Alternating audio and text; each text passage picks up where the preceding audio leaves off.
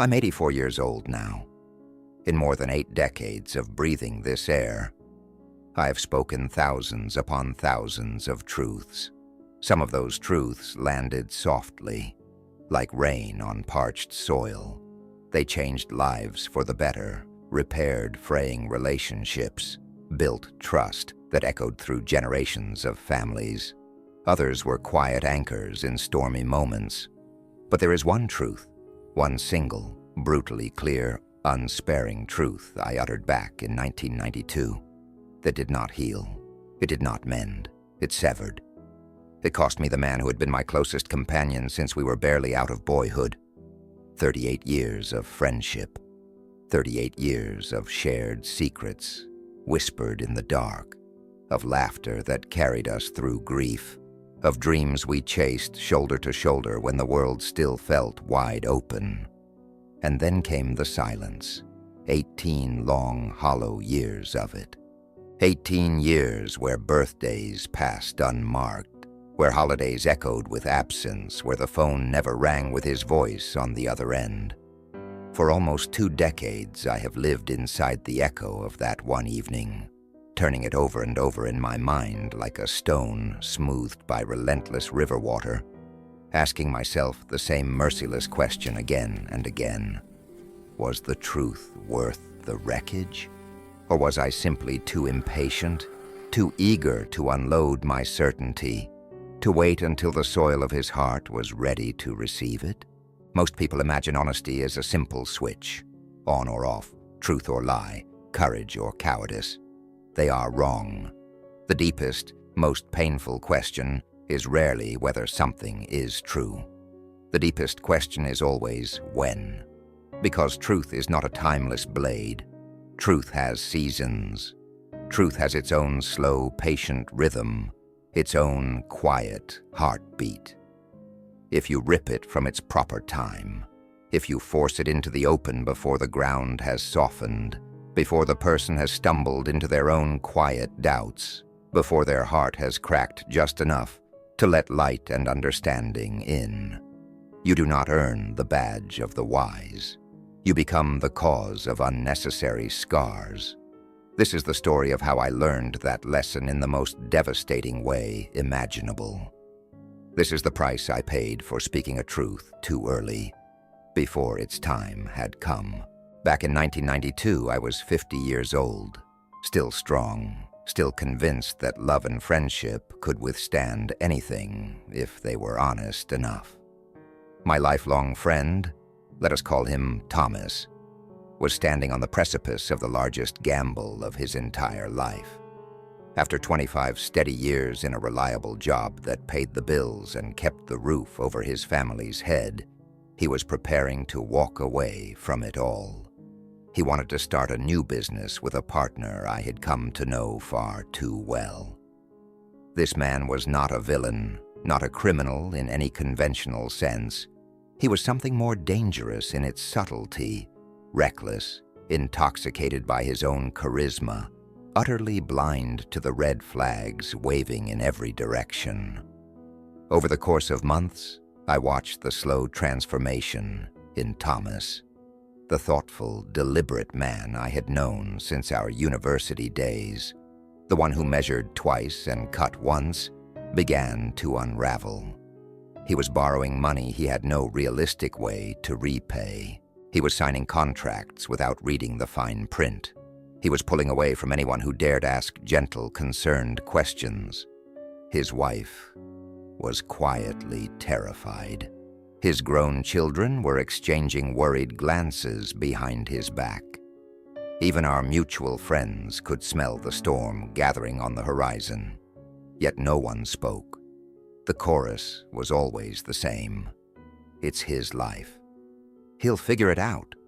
Not our place to interfere. But I could not join that chorus. Thomas and I had survived too much together. Lost parents, raised children, buried dreams, celebrated small victories in dim kitchens at 3 in the morning. Our bond felt unbreakable to me. I believed with every fiber of my being that I owed him the truth.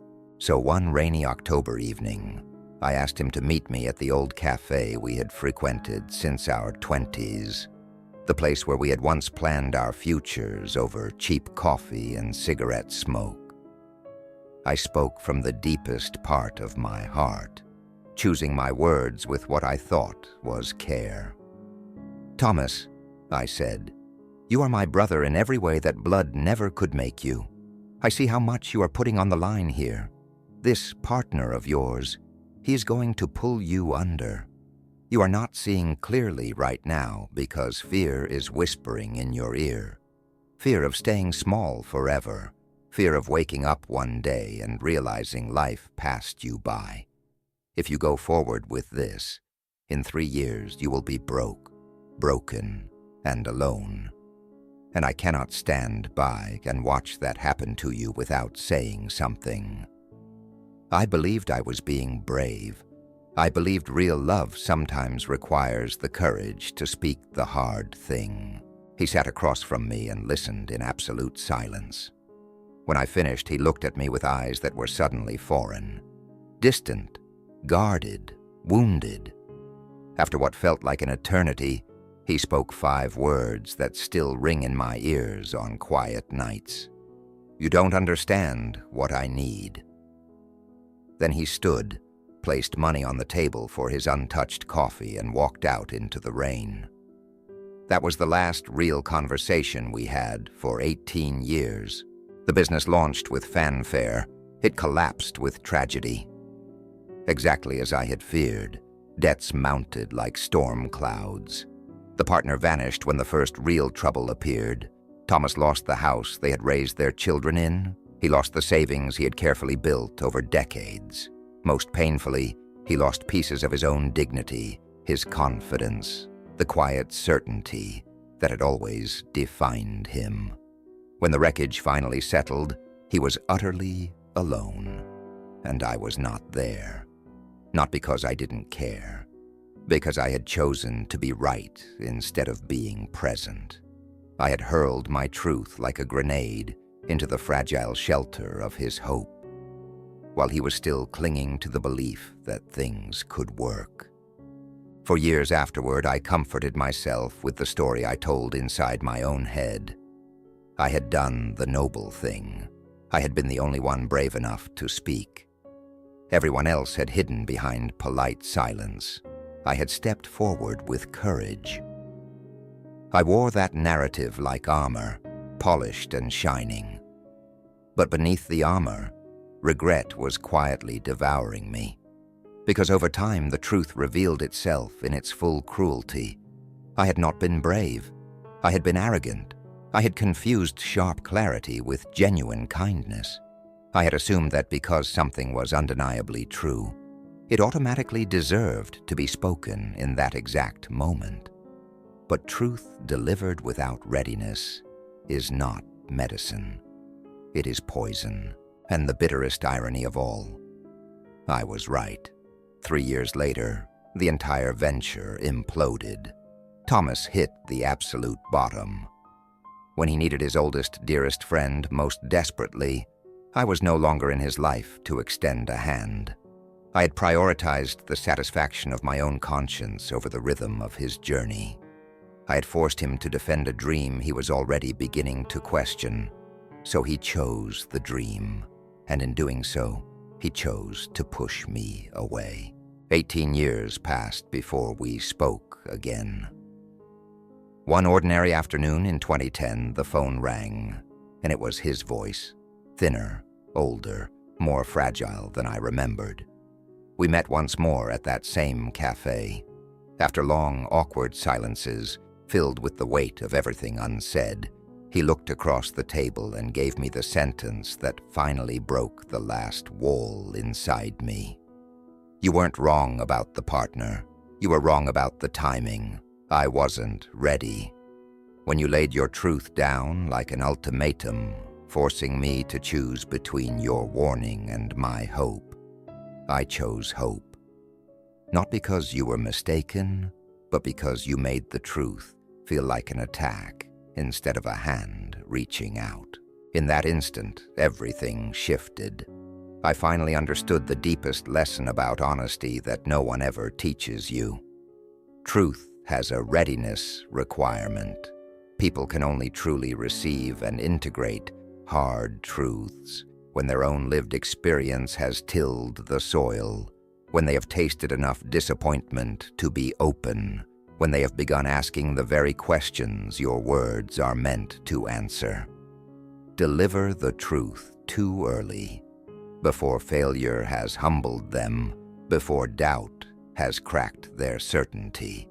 And you are not helping, you are wounding. You are satisfying your own need to unburden yourself rather than serving their need to grow. The cruelest irony still haunts me. If I had only waited, if I had remained close, listening without judgment, supporting quietly as the first cracks appeared.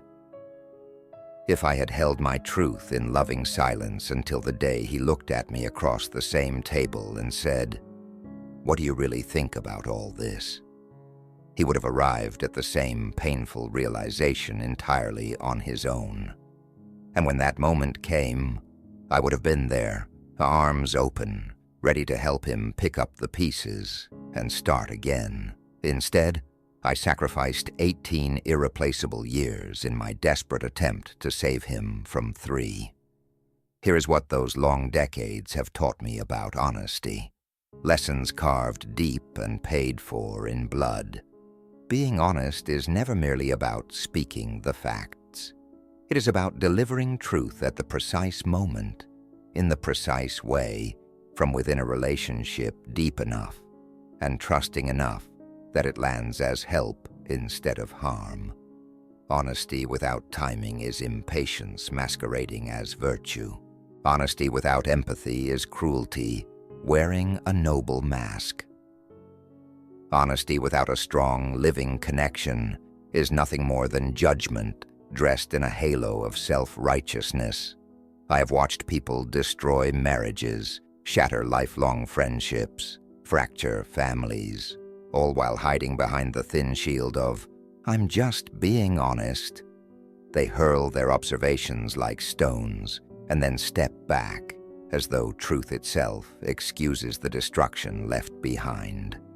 But there's a vast difference between truth-telling and truth-dumping. There's a world of difference between speaking because the other person genuinely needs to hear it, and speaking because you desperately need to say it. The question is never simply, is this accurate? The question that truly matters is this: will saying this truth right now, in this manner, to this person, actually serve them? Will it open a door, or will it slam one shut forever? If the honest answer is no, then hold it. Cradle it with love. Wait until the moment ripens naturally. Because sometimes the greatest kindness you can offer is the discipline of silence until the heart is ready. I am 84 years old today. Thomas and I managed to rebuild a fragile version of what we once had in the few years remaining to us.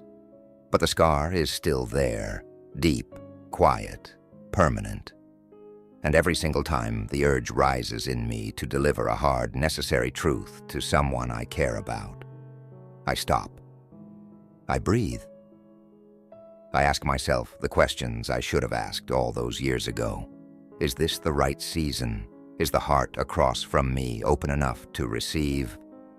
Because I learned, in the hardest, most expensive way possible, that truth spoken too early does not save. It severs if these words have stirred something deep inside you. If you are carrying a truth right now that burns to be spoken, please pause. Wait for the heartbeat to align. The friendship, the love, the future on the other side of that conversation may depend entirely on your patience. Thank you for listening to the confession of an old man who paid dearly for a lesson he wishes he had learned sooner.